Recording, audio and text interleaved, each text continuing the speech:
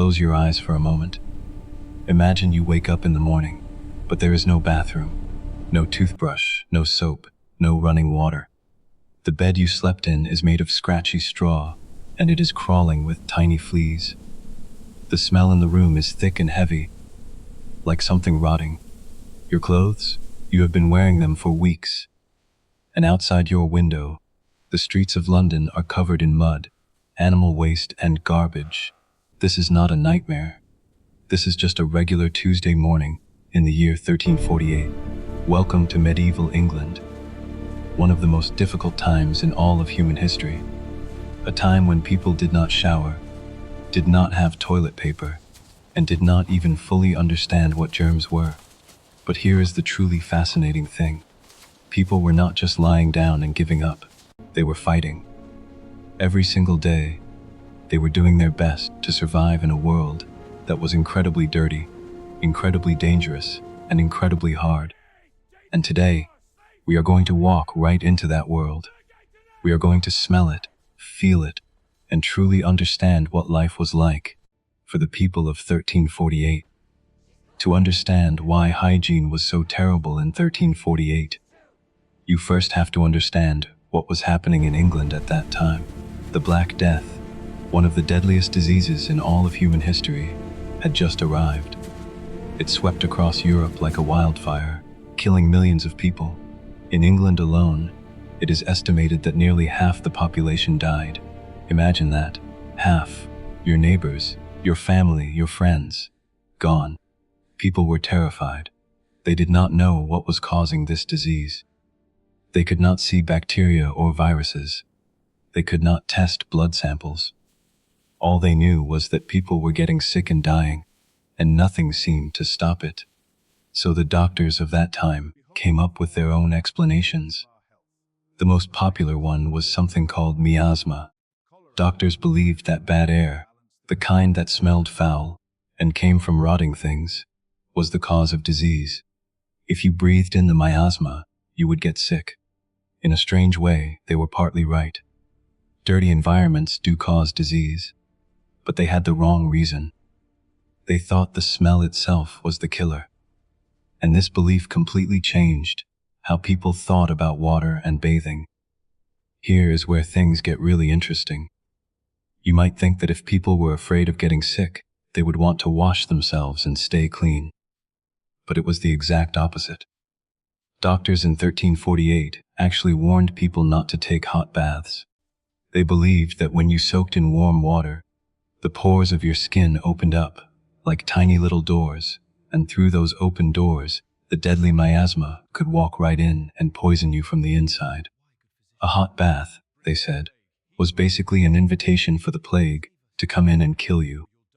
So people stopped bathing, not because they were lazy or did not care, but because they genuinely, truly believed that bathing could kill them. It was terrifying logic based on terrifying times. Instead of washing their bodies with water, people in 1348 turned to something else: linen. A plain, white linen shirt became the most important item of clothing a person could own. People believed that linen had a magical ability to absorb all the dirt and toxins from your skin. So, instead of washing yourself, you changed your linen shirt. The shirt was doing the cleaning for you, they thought. Wealthy people had many linen shirts and changed them often. Poor people might have only one or two, which they washed when they could, but the shirt was sacred. It was your shield. And if you did not have one, well, you were in real trouble. Now, let us talk about the toilet situation, because this is where things go from uncomfortable to truly shocking. In 1348, there was no indoor plumbing. There were no toilets as we know them today. In castles and large manor houses, there was something called a garderobe. This was basically a small closet built into the wall of the castle, with a hole in a stone seat. When you sat down and did your business, everything fell through that hole, straight down the outside wall of the castle, into a pit or a moat below. There was no flushing, no water, no paper, just a cold stone seat and gravity doing its job. And here is an extra detail. that will make you laugh and shudder at the same time. Nobles used to hang their finest fur coats and expensive wool cloaks inside the garderobe, not because there was nowhere else to put them, but because the strong smell of ammonia from the waist below was believed to kill fleas and lice. The toilet was also the wardrobe, and that is actually where the word wardrobe comes from. So next time someone says they have a beautiful wardrobe, you can quietly remember where that word began. For ordinary people living in towns and villages, the situation was even worse. There were public latrines, basically shared outdoor pits, but they were often full, overflowing, and absolutely revolting. People sometimes just went in the street, or in alleys, or in the river. And the rivers, the same rivers people used to drink from and wash their clothes in, were badly polluted. Disease spread like wildfire because of this, but without modern science, people could not connect the dots. And then there were the gong farmers.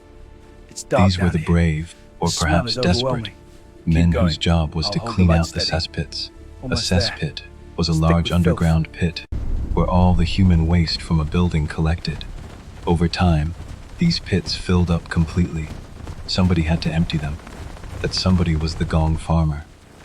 Working only at night, these men would climb down into the pits, sometimes chest deep in waste, and shovel everything out by hand. They would fill buckets and carts, which were then taken outside the city. It was one of the most horrible jobs imaginable, but it was absolutely necessary. Without the gong farmers, the cities of medieval England would have drowned in their own waste. These men were despised by society, kept away from normal people, and forced to live on the edges of towns. But they were, without question, some of the most important workers in the entire country. Now let us talk about something even more personal: teeth. In 1348, there was no toothpaste, no toothbrush, and no dentist as we know them today. If you had a toothache, it was considered serious and frightening. People believed that toothaches were caused by a tiny, invisible creature called the tooth worm, which was supposedly burrowing inside your tooth and causing the pain. The cures for this mythical worm were, to put it kindly, creative. Some people burned herbs near their mouth to smoke out the worm. Others applied mixtures of honey and ash to the affected tooth. And if the pain became unbearable, a barber surgeon, someone who cut hair and also performed basic medical procedures, would simply yank the tooth out with metal pliers. No anesthesia, no numbing, just pure raw pain. If you fainted, that was considered normal. Surprisingly, despite all of this, the fleas, the waste, the lack of bathing, the terrible medicine, people in medieval England did have some hygiene practices that actually made sense. They washed their hands before meals, which was considered good manners, and also helped reduce disease somewhat. They combed and groomed their hair regularly. Wealthy people rinsed their mouths with herbal mixtures to fight bad breath. Some people used small sticks with frayed ends to clean their teeth, a primitive but real version of a toothbrush.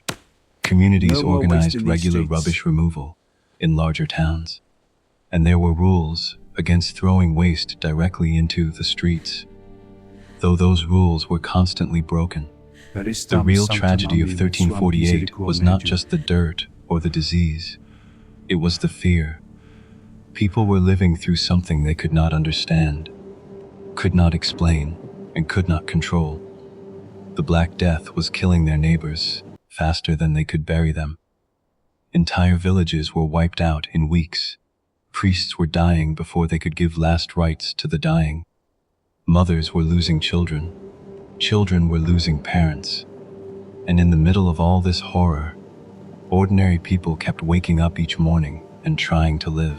They went to market, they grew food, they told stories and sang songs and fell in love. They did not give up, £1 a fair price. even when the world felt like it was ending around them. There, let's get this old And one that, off. perhaps, is the most Hold powerful still, my thing love. about this entire story.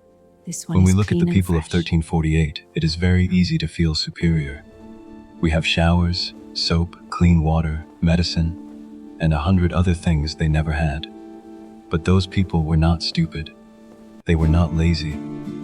They were doing the absolute best they could with the knowledge and tools available to them. They found ways to cope, to adapt, and to survive in conditions that most of us today could not handle for even a single day. So the next time you stand in a warm shower, or reach for a soft roll of toilet paper, or brush your teeth with cool mint toothpaste, take just 1 second to think about the people of 1348. Think about the Gong farmers who worked in the dark so that cities could function. Think about the mothers who changed their children's linen shirts with love and care, believing they were protecting them. Think about the ordinary men and women who walked through streets of filth and fear and still found reasons to keep going. History is not just a collection of dates and battles. It is the story of real human beings, living real lives, facing real challenges, with nothing but their courage, their creativity, and their will to survive. And in 1348, that will to survive was tested like almost never before. Yet they endured. They passed their knowledge to the next generation, who passed it to the next, until eventually, slowly, painfully over centuries, the world became cleaner, safer, and better understood. We are the result of their survival. And that is worth remembering.